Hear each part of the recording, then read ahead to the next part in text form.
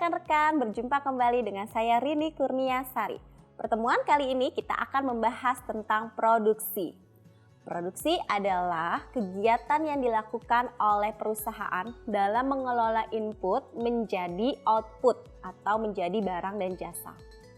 Teori perusahaan menggambarkan bagaimana perusahaan membuat keputusan produksi yang meminimalkan biaya dan bagaimana biaya yang dihasilkan perusahaan berbeda dengan outputnya. Keputusan produksi perusahaan menyamakan dengan keputusan pembelian konsumen dan juga dapat dipahami dalam langkah berikut ini, yaitu terkait teknologi produksi, terkait hambatan biaya, dan terkait pilihan input. Fungsi produksi adalah fungsi yang menunjukkan output tertinggi yang dapat dihasilkan oleh perusahaan untuk setiap kombinasi input yang ditentukan. Input yang digunakan dalam produksi, kita hanya menggunakan dua input saja, yaitu input modal dan tenaga kerja.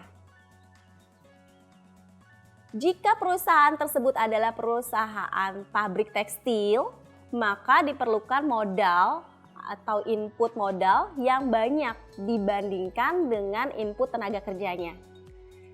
Jika perusahaan tersebut adalah perusahaan pertanian yang bergerak di bidang pertanian, maka diperlukan tenaga kerja yang lebih banyak dibandingkan dengan modal.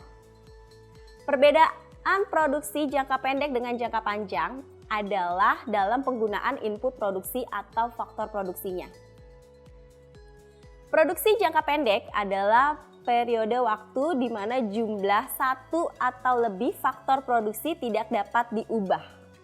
Jadi kalau di dalam jangka pendek, misalnya kita menggunakan input modal sebagai fixed input, kemudian tenaga kerja sebagai variable input.